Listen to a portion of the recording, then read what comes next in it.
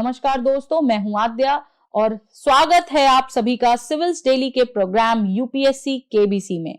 तो चलिए शुरू करते हैं प्रश्नों का खेल और जानते हैं और देखते हैं कि कैसी चल रही है आप लोगों की तैयारी प्रीलिम्स 2022 के लिए। और हाँ, प्लीज अपना स्कोर्स हमें कमेंट बॉक्स में लिखकर बताएं, आंसर्स दें, क्योंकि उससे हमें भी आइडिया लगता रहेगा कि कौन सा स्टूडेंट हमारा ऐसा है जिसकी तैयारी बिल्कुल ऑन द ट्रैक है और कौन सा स्टूडेंट ऐसा है जिसे और ज्यादा मोटिवेशन और ज्यादा तैयारी की जरूरत है। सो अकॉर्डिंगली हम आपकी मदद कर सकेंगे। तो चलिए इसी के साथ शुरू करते हैं प्रश्नों का खेल। पहला प्रश्न आपकी स्क्रीन पर ये रहा। Consider the following statements about speaker pro term. 1. The President appoints a member of the Lok Sabha as the Speaker pro tem. 2. The Speaker pro tem has limited powers to that of the Speaker. Which of the statements given below are incorrect? ठीक है, sorry, given above है, given below नहीं, given above are incorrect. आपको इसमें से incorrect बताना है। A 1 only, B 2 only, C both 1 and 2 या फिर डी नीदर 1 नॉर 2। आपका समय शुरू होता है अब।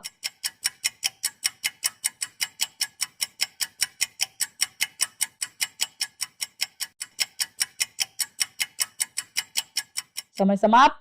दूसरा प्रश्न आपकी स्क्रीन पर ये रहा। Which of the following given below are devices of direct democracy? 1. Citizens initiative, 2. referendum, 3. recall या फिर 4. plebiscite. Select the correct answer using the codes given below.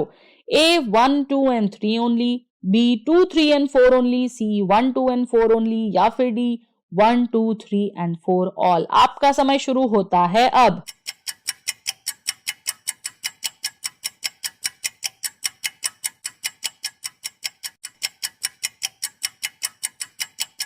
समय समाप्त। चलते हैं तीसरे प्रश्न पर। तीसरा प्रश्न ये रहा। Which of the following statements given below are correct? 1. Article 341 of the Constitution provides certain privileges and concessions to the members of the scheduled caste. 2. The President alone is vested with the power to include or exclude any entry in the scheduled caste list.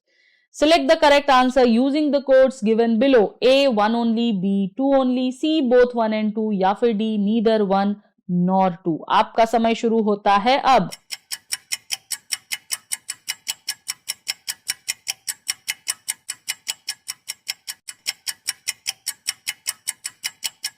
समय समाप्त।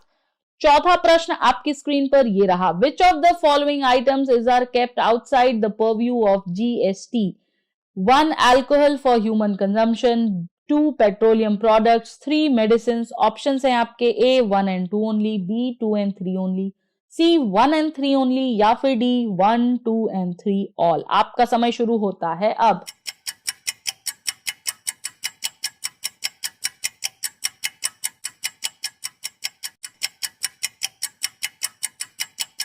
समय समाप्त।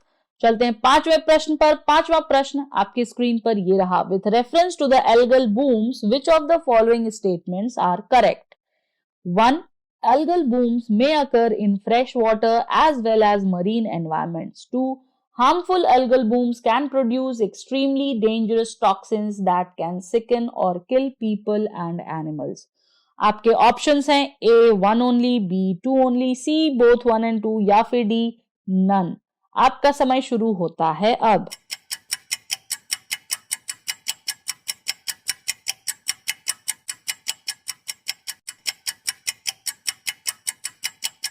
समय समाप्त। चलिए देखते हैं क्या है सॉल्यूशंस इन प्रश्नों के, क्या हैं इनको सॉल्व करने के तरीके और समझते हैं इन्हें थोड़ा डिटेल में। पहला प्रश्न जो हमारा था वो स्पीकर प्रो टर्म के लिए था। देखिए, अगर आपको थोड़ा भी आइडिया होगा स्पीकर प्रो टर्म का तो आपको पता होगा ये भी स्पीकर ही होते हैं, लेकिन हाँ कुछ डेफिनेट टर्म के लिए, एक पर्टिकुलर टाइम बीइंग के लिए। ठीक है, तो इसका पहला स्टेटमेंट जो है कि प्रेसिडेंट अपॉइंट करता है एक मेंबर ऑफ लोकसभा को as the speaker pro term, ये एब्सोल्युटली करेक्ट है। जब स्पीकर नहीं होता है तो किसी भी एक मेंबर को प्रेसिडेंट अपॉइंट कर सकता है। ठीक है, दूसरा स्टेटमेंट बोल रहा है the speaker pro term has limited powers to that of the speaker. अब आप ये सोचो कि जो स्पीकर है खुद, ठीक है, उसके एब्सेंस में स्पीकर प्रो टर्म को रखा जाता है, राइट। तो ऑब्वियस सी बात है कि जो आपकी स्पीकर की जगह पे जो है उसके पास स्पीकर के सारे ही पावर्स होंगे, इसलिए ये स्टेटमेंट हमारा गलत हो जाता है, क्योंकि यहां पर लिमिटेड पावर्स की बात कर दी है। लिमिटेड पावर्स नहीं होते हैं, वो सारे ही पावर्स होते हैं। और सिंस यहां पर इनकरेक्ट पूछा है तो हमारा ऑप्शन होगा 2 ओनली। ये ध्यान रखिएगा, ये वर्ड जो इनकरेक्ट और करेक्ट वाला होता है, जब करेक्ट होता तो 1 ओनली होता, लेकिन इनकरेक्ट पूछा इसलिए 2 ओनली होगा। ठीक है, तो इसका आंसर देख लेते हैं। आंसर भी यही कह रहा है, solution B 1 is correct while statement 2 is incorrect. ठीक है, और हमें 2 वाला स्टेटमेंट बताना है, इनकरेक्ट जो है वो बताना है। देखो, as provided by the constitution, speaker of last Lok Sabha जो है वो जब अपनी सीट वेकेट कर देता है immediately before the first meeting of the newly elected Lok Sabha, और प्रेसिडेंट उस टाइम पर अपॉइंट करते हैं एक मेंबर ऑफ लोकसभा को as the speaker pro term के जगह पर। ठीक है, और यूजुअली जो सबसे सीनियर मोस्ट मेंबर होते हैं उन्हें ही इस पोजीशन पर अपॉइंट किया जाता है, और इसलिए स्पीकर प्रो टर्म जो है इनके पास वो सभी पावर्स होती हैं जो एक स्पीकर के पास होती है। ठीक है, चलिए दूसरे क्वेश्चन पर चलते हैं। दूसरा क्वेश्चन हमारा डायरेक्ट डेमोक्रेसी का था। देखो, ये तो आपको पता ही होगा कि 2 प्रकार की डेमोक्रेसी होती हैं, एक होती है हमारी डायरेक्ट, ओके, और दूसरी होती है हमारी इनडायरेक्ट डेमोक्रेसी। तो यहां पर पूछ रहा है क्वेश्चन आपका डायरेक्ट डेमोक्रेसी से रिलेटेड, और डायरेक्ट डेमोक्रेसी में सिटीजन्स इनिशिएटिव होगा, बिल्कुल होगा, रेफरेंडम होगा, बिल्कुल होगा, रिकॉल भी होगा और प्लेबिसाइड भी होगा। ये चारों ही डायरेक्ट डेमोक्रेसी के अंडर आते हैं, इसलिए हमारा यहां पर आंसर होना चाहिए 1, 2, 3 एंड 4 ऑल। देखते हैं आंसर क्या कह रहा है। सॉल्यूशन भी यही कह रहा है, D is the correct answer. Democracy जो है वो 2 टाइप की है। डायरेक्ट डेमोक्रेसी में लोग जो हैं वो अपनी पावर को एक्सरसाइज करते हैं directly, as the case in the Switzerland. ठीक है, और 4 डिवाइसेस होती हैं डायरेक्ट डेमोक्रेसी की, जिनको कहा जाता है रेफरेंडम, इनिशिएटिव, रिकॉल और प्लेबिसाइड। हालांकि जब हम इनडायरेक्ट डेमोक्रेसी की बात करते हैं तो यहां पर जो रिप्रेजेंटेटिव्स हैं वो इलेक्ट किए जाते हैं by people who exercise the supreme power, और फिर जो है गवर्नमेंट कैरी ऑन करती है, लॉज बनाती है। और ये इस टाइप की जो डेमोक्रेसी होती है उसको हम रिप्रेजेंटेटिव डेमोक्रेसी भी कहते हैं, जिसके 2 प्रकार होते हैं, पार्लियामेंट्री और प्रेसिडेंशियल। ठीक है, तो ये था हमारा दूसरा क्वेश्चन। तीसरे क्वेश्चन पर चलते हैं। तीसरा क्वेश्चन हमारा है आर्टिकल 341 से रिलेटेड।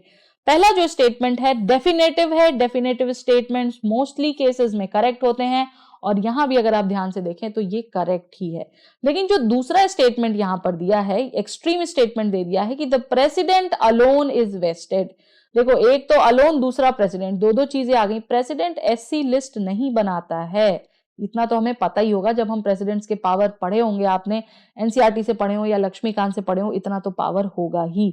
ठीक है, सॉरी, इतना तो पता होगा ही आपको कि प्रेसिडेंट जो है उसके पास इंक्लूजन या एक्सक्लूजन से, एंट्री से रिलेटेड शेड्यूल कास्ट की कोई पावर नहीं होती है। यहां पर प्रेसिडेंट की जगह पर होना चाहिए मेरे हिसाब से पार्लियामेंट। क्या होना चाहिए? पार्लियामेंट। इसलिए ये स्टेटमेंट जो है हम गलत मानेंगे, और इसलिए यहां पर आंसर होना चाहिए 1 ओनली। देखते हैं सॉल्यूशन क्या कह रहा है। सॉल्यूशन भी यही कह रहा है, स्टेटमेंट 1 इज करेक्ट, जबकि दूसरा जो है वो इनकरेक्ट है। 341 कॉन्स्टिट्यूशन जो है प्रोवाइड करता है certain privileges, concessions to members of SC list under the provision of article 341। पहली लिस्ट ऑफ एससी जो है in relation to state or UT is to be issued by a notified order of president. ठीक है, order of president से notify की जाती है, ये चीज ध्यान रखिएगा, लेकिन ये चीज क्वेश्चन में कहीं नहीं पूछा है। ठीक है, और यहां पर क्वेश्चन में देखो, ये देखो, मैंने बोला था ना पार्लियामेंट को जो है वो सब्स्टिट्यूट कर दिया प्रेसिडेंट से, तो पार्लियामेंट के पास अकेले का अधिकार होता है regarding the power to include और exclude any entry in the SC list under article 341। ठीक है, डायरेक्ट क्वेश्चन है ये लक्ष्मीकांत का। ओके, आगे चलते हैं।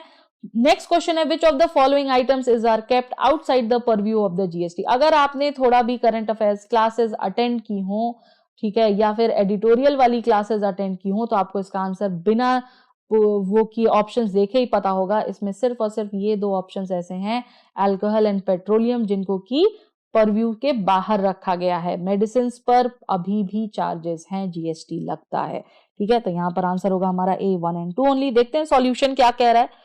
सॉल्यूशन भी यही कह रहा है कि जीएसटी की डेफिनेशन बताइए। सबसे पहले तो आपको समझने के लिए इसको देख लीजिएगा। ठीक है, उसके बाद बताया कि कौन कौन से आइटम बाहर रखे गए हैं। तो अल्कोहल को बाहर रखा गया है, इसलिए स्टेटमेंट का 1 करेक्ट है। पेट्रोलियम को भी बाहर रखा गया, इसलिए भी स्टेटमेंट 2 करेक्ट है।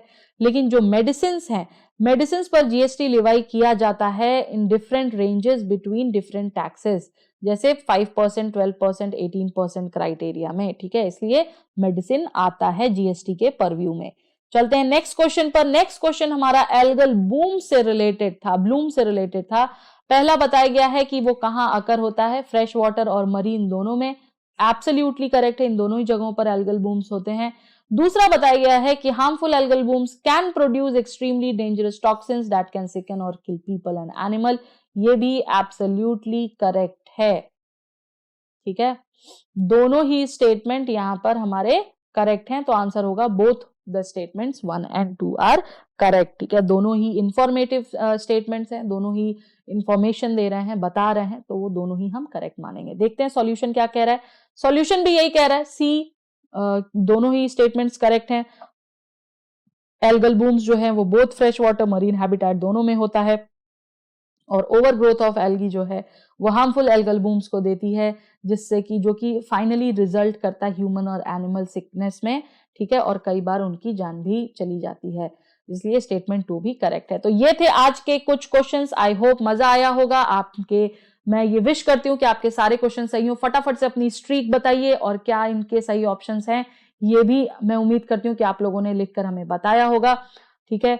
और इसी तरीके से बने रहिए हमारे साथ। क्वेश्चन सॉल्व करना बहुत जरूरी है गाइज, क्योंकि अब अगर यूपीएससी प्रीलिम्स क्लियर करना है तो उसके लिए हमें क्वेश्चंस पर कमांड करना बहुत ही ज्यादा जरूरी है, ठीक है।